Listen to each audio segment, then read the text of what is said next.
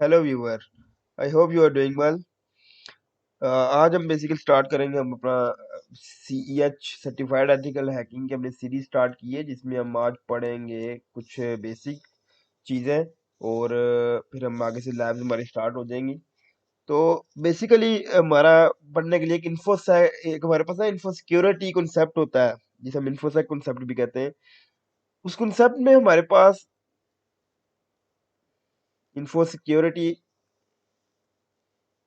Concept, basically ये concept तीन चीजों के ऊपर डिपेंड करता है। CIA, confidentiality,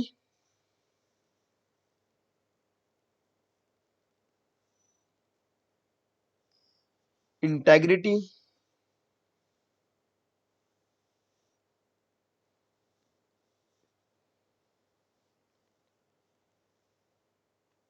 and availability. इनके सिक्योरिटी का कोई भी कॉन्सेप्ट ले लें, वो इन तीन चीजों को मिलाकर हमारे पास रेडी होता है।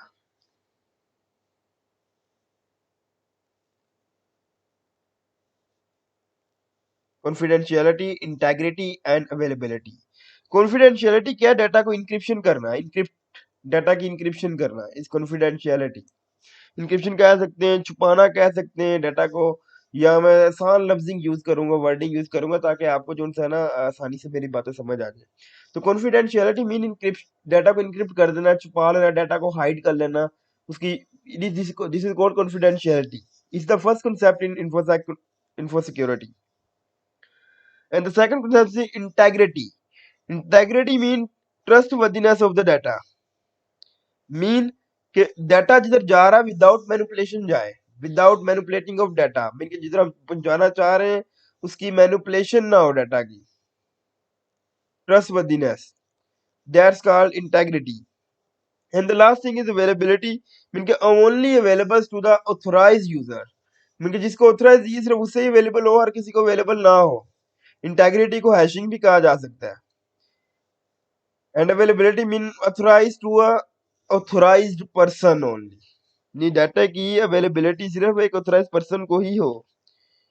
दैट्स कॉल हमारे पास अवेलेबिलिटी। अब इन तीनों कॉन्सेप्ट में से अगर किसी एक की भी हम ब्रीच करते हैं तो हमारी क्या हो जाएगी? इन तीनों में से एक भी अगर वीक हो जाए तो हैक होना बड़ा आसान हो जाता है। चाहे आपकी इंक्रिप्शन डिक्रिप्शन हो जाए, या ये कोई हैक कर ले, या इंटेग्रिटी डाटा मैनिपुलेट हो जाए, या अवेलेबिलिटी किसी अनऑथराइज्ड यूजर को मिल जाए, तो इन तीनों में से एक भी चीज अगर खराब हो तो आपकी हैकिंग आसान हो जाती है, आपका क्रैक होना आसान हो जाता है हैकर के लिए। तो कुछ टैग्स एंड वेक्टर है जो हम समझते हैं, जिसे देखते हैं कि किस तरह से इनको थ्रेट्स मिल सकते, थ्रेट होता है मेरे ये तीन चीजें किस किस तरह से मैं कर सकता हूँ उन्हें। तो हमारे पास कुछ वेक्टर्स हैं जिनको हम पढ़ते हैं। हमारे पास होता है एक advance persistence threats, APT, advance persistent threat. Mean ये क्या है? मॉनिटरिंग करना किसी, या कोई स्टीलिंग विक्टिम, मीन के सॉफ्टवेयर को यूज करना, जो कि इस सॉफ्टवेयर के जरिए या सब मीन के ये इस तरह से कह सकते हैं। एक हमारे पास वॉर्म होता है जिसे हम कहते हैं स्टक्सनेट वॉर्म, जो कि वायरस हमारे पास होता है, उसको यूज करते हुए इनका बेसिकली क्या है कि डाटा को या जिसकी डाटाबेस को या सॉफ्टवेयर को स्टील करना, मॉनिटर करना। APT का मतलब होता है जायजा लेना उसका, without her awareness, his her awareness. इनके किसी का मैं कंप्यूटर या कोई चीज उसकी मैं हैक कर रहा हूँ या उसे मॉनिटर कर रहा हूँ, उसकी डाटाबेस को उसको पता ही नहीं है। That's called APT, advance precision threat. दूसरा हमारे पास था बोटनेट। बोटनेट पहले भी हमने पढ़ा है एक दफा। Botnets basically attack delivered by a hacker to shut down their network. इनके एक विक्टिम, इनके टैग जो हैकर के डिलीवर करता है और अगले का नेटवर्क बिठा दिया जाए, इनको से शट डाउन कर दिया जाए, जैसे कि डोस अटैक। नंबर ऑफ क्यूरीज उसे फेंकना, नंबर ऑफ इनके पिंग सी कर रहे, नंबर ऑफ ICMP पैकेट्स फेंकना कि अगले का नेटवर्क ही चौक हो जाए। And third is cloud computing. हमारा क्लाउड कंप्यूटिंग में भी अटैक होते हैं। इनके cloud computing, storage as services, compute as services, application as services, platform as services. इनके यहाँ हम इनके इस तरह इनके ये थर्ड पार्टी सर्विस हम ले रहे हैं। तो इसमें क्या होता है, हमारा डाटा जो सा स्टोर्ड उनके पास होता है, लेकिन जो सा पास थ्रू किससे होता है, डेट सर्विसेज से, जो कि हम यूज कर रहे थे। तो उधर से अगर अटैक करना है, ये भी क्लाउड कंप्यूटिंग में आता है। अभी मैं डिटेल में नहीं जा रहा, इनके सिंपल मैं आपको जो सा वो बेसिक समझा रहा हूँ।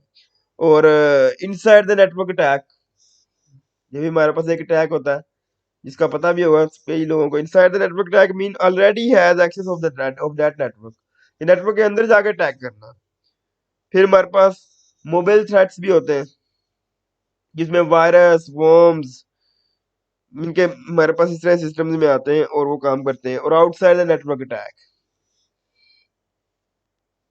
तो ये चीजें हमारे पास इस तरह से होती हैं। इनके टाइप से फिर हमारे पास जैसे कि जो सी ये इन जो हमारे पास ये आता है ना, मोबाइल थ्रेट्स या inside the outside the network tracks, ये वल्नरेबिलिटी की वजह से टैक्स होते हैं। इनके ओएस ऑपरेटिंग सिस्टम में कोई वल्नरेबिलिटी हो, इनके पुराना ओएस आपके पास हो, जैसे कि विंडो एक्सपी चल रही है विद ओल्ड पैचेस, विंडो 7 चल रही है without upgradation of security patches, and window 8 या विंडो 10 भी आप हो सकती है।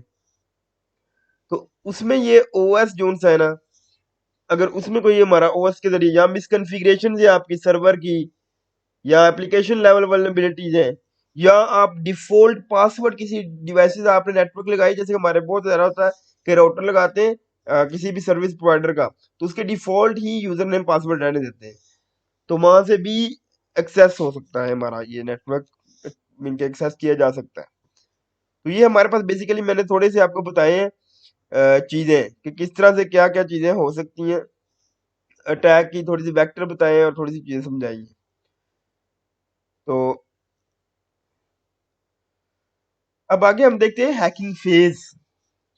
हमारे पास कुछ हैकिंग फेज होते हैं, 5 हैकिंग फेज है हमारे पास, 5 टोटल हैकिंग फेज है जिनको हम यूज करते हैं, जिसको एक हैकर यूज करता है। There are 5 hacking phase. First one is reconnaissance.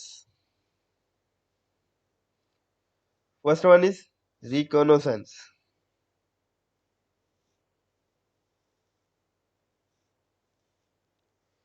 Reconnaissance mean gathering information, information इकट्ठी करना। अब इसकी भी दो टाइप्स है रिकॉनोसेंस की भी, passive reconnaissance and the second is active reconnaissance. Passive mean not have any direct interaction with the target or victim. For example Google से सर्च करना, कुछ प्रेस रिलीज पढ़ना विक्टिम की, मीन कि ये कोई डायरेक्ट कनेक्शन नहीं, डायरेक्ट इंटरेक्शन आपकी यूजर के साथ नहीं है। Mean it's not a direct connection with the user, with the victim that you want to hack, that you want to attack. So that is called passive reconnaissance. Active reconnaissance means direct interaction with the victim. For example any desk से मैं direct attach हूँ, तो वहां से मैं कर सकता हूँ mean through emails, through WhatsApp, that is active recognisance. Second हमारा जो हैकिंग का फेज है, that is called scanning. Scanning means port scanning हमारी आती है, किसी कौन सी पोर्ट ओपन है कौन सी नहीं ओपन। स्कैनिंग हमारे पास मीन नंबर ऑफ होस्ट कितने हैं,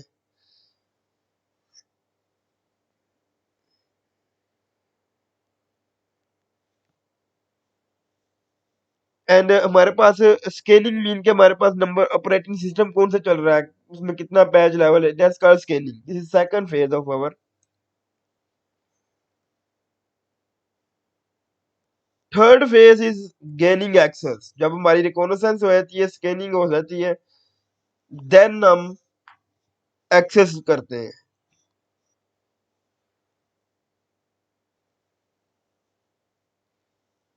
अपने ट्रैक परफॉर्म करके। और खाली एक्सेस करना काम नहीं होता। नंबर 4 हमारा फेज क्या है, मेंटेनिंग दैट एक्सेस। एक्सेस को मेंटेन भी करना है for future use. And the last one is number 5, clearing tracks.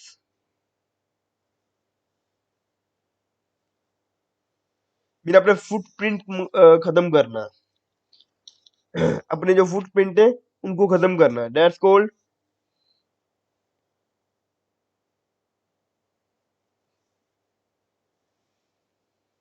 Clearing tracks. तो आई होप कि आज के लेक्चर की आपको समझ आई होगी। तो इंशाल्लाह अब हम अगले लेक्चर में आपसे मुलाकात करते हैं। Thank you so much, take care.